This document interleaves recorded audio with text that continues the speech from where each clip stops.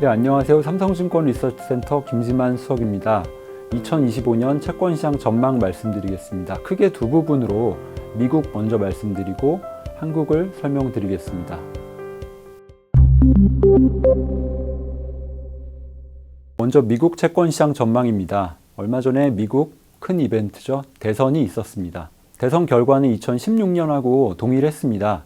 트럼프 대통령이 당선이 되고 상원과 하원 모두 공화당이 장악을 하는 레드 스윕의 결과가 되었습니다. 2016년과 차이점이 있다면 2016년에는 트럼프가 대통령이 될 줄 몰랐던 거고요.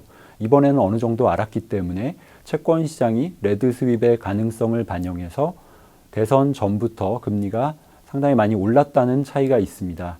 그림에서 보시는 것처럼 2016년에는 트럼프의 당선이 서프라이즈였기 때문에 대선 이후부터 금리가 많이 올랐었고, 이번에는 대선 전에 많이 오르고 이후에는 박스권에 있다는 것을 보실 수가 있습니다. 대선 직후에 미국채 10년물 기준으로 4.5%를 살짝 넘어갔다가 30bp가량 더 내려왔었고요. 다시 4.5%대까지 올라와 있는 상황입니다. 1월 20일이 트럼프 대통령 취임이기 때문에 거기에 대한 경계감이 반영되고 있는 것 같습니다. 트럼프 2.0의 정책이 금리의 상방 요인이 많다라고 평가를 많이 하고 있습니다. 법인세를 추가로 인하하는 부분은 성장률을 자극할 수 있고, 관세를 부과하는 부분은 인플레이션을 더 자극할 수 있다는 이유 때문입니다. 반대편에서 생각을 해보면 관세라든지 이민을 제한하는 정책이 성장률에 마이너스 영향을 미치게 되고요. 트럼프 대통령이 미국이 가장 전 세계에서 싼 에너지를 갖게 하겠다라는 말에서 보면 인플레이션을 상쇄할 수 있는 요인이 되기도 합니다. 그러니까 트럼프 2.0의 정책이 전부 다 금리 상승 요인으로만 작용하진 않을 거다라는 생각을 해볼 수가 있습니다. 재정 지출 측면에서는 미국의 법인세가 추가로 인하되면 세수가 덜 거치게 될 것이고 국채 발행을 더 늘려야 된다라는 우려가 있습니다. 하지만 트럼프 당선인은 재정 적자 규모를 줄이겠다고 얘기를 하고 있고요. 지금 보시는 사진이 미국 재무부 장관 지명자인데 333 룰을 얘기하고 있습니다. 333 룰의 첫 번째 삶이 재정 적자를 3% 수준으로 줄이겠다. 현재보다 절반 가까이 낮추겠다라는 것입니다. 이런 말들을 100% 믿을 수는 없겠지만 적어도 트럼프 2.0 정책을 하는 사람들의 입장은 미국의 국채 규모를 크게 늘리지 않는 범위에서 정책을 하겠다라는 것입니다. 미국의 금리 정책은 기준금리 인하 지속하는 것이 기본 시나리오입니다.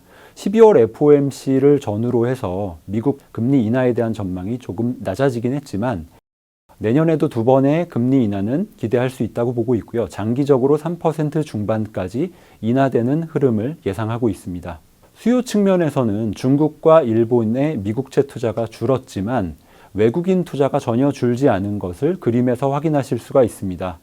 유럽의 매수세가 크게 들어오기 때문에 미국 채권에 대한 전체 수요는 3년 전에 30%에서 지금은 33%까지 오히려 올라갔음을 확인할 수가 있습니다. 연준은 양적 완화가 아니라 양적 긴축을 하면서 보유한 국채 규모를 줄이고 있습니다. 3년 전하고 비교해 보면 보유하고 있는 국채가 8%포인트 줄어들었다는 것을 확인하실 수가 있고요. 반면에 개인 투자자들의 비중이 늘면서 그 부분을 상쇄하고 있음을 알 수가 있습니다. 미국 투자자 입장에서도 4% 이상의 금리는 매력적으로 느낀다라고 말씀드릴 수가 있겠고요. 그렇기 때문에 미국채에 대한 수요는 탄탄하다고 말씀드릴 수가 있겠습니다. 결론적으로 말씀드리면 내년에는 미국채 10년물 기준으로 3.7%에서 4.5% 범위 내에서 등락할 것으로 예상하고 있습니다. 2022년 하반기 기준금리가 3% 위로 올라간 부분부터 지금까지의 미국채 10년물 범위를 살펴보면 박스권에 갇혀 있었다는 것을 알 수가 있습니다. 4.0을 평균값으로 위아래 50bp 안에서 움직였음을 알 수가 있고요. 지금은 4.5%에 더 가까워져 있기 때문에 매수 기회로 삼으실 필요가 있겠습니다. 다음으로 한국 채권시장 전망입니다. 한국의 10년물 국채 금리 기준으로 보면 3년 만에 다시 3% 이하로 내려가 있습니다.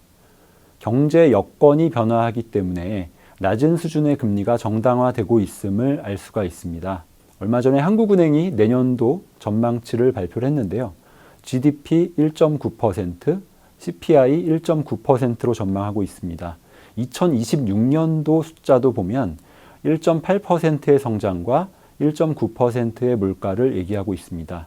한국은행의 목표만큼 물가가 이미 낮아진 상황이고 성장률의 경우는 잠재 성장률을 밑도는 수준이 한동안 유지가 된다라는 것이 한국은행의 전망치입니다. 트럼프 2.0 정책 하에 보호무역이 더 확산이 된다면 한국의 수출은 더 타격을 입을 수가 있고 성장률 전망치는 더 낮아질 가능성이 있습니다. 금리에는 우호적인 환경이 이어질 거라고 예상할 수가 있습니다. 2025년 국채 발행은 2024년 대비 40조 원가량 늘어나고요. 추경 가능성이 제기되고 있어서 이 부분이 노이즈로 작용할 가능성이 있습니다. 추경 얘기가 나오면서 금리가 상승한다면 매수 기회로 삼을 필요가 있습니다. 국채 수요 측면에서 보면 외국인과 보험사의 매수세가 강하기 때문에 수요 측면에서는 크게 걱정할 필요는 없을 것 같습니다. 지난 10월 우리나라 국채 시장이 선진국 지수에 편입이 되었다는 뉴스가 발표되었습니다. 실질적인 패시브 자금은 2025년 11월부터 유입이 되겠고요. 지금은 액티브 자금이 유입되고 있는 상황입니다. 예년과 비교해 보더라도 외국인의 매수세가 상당히 많이 유입되고 있음을 오른쪽 그림으로 확인하실 수가 있습니다. 내년에는 적어도 2번의 기준금리 인하를 예상하고 있습니다. 현재 3.0인 한국의 기준금리가 2025년 상반기 내에 2.5%까지 인하가 되고 2025년 하반기에도 추가로 인하될 가능성이 있다고 예상하고 있습니다. 국고채 3년물 기준으로는 2.3%를 목표로 10년물은 2.5%를 목표로 하면 될 것 같습니다. 현재부터 추가 하락룸은 한 30bp 전후가 될 것입니다. 이 부분을 염두하고 채권 투자에 접근하시면 좋을 것 같습니다. 참고로 2024년 채권 시장 성과입니다. 국고채 10년물의 경우에는 등락은 컸지만 결국에는 성과는 가장 좋았고요.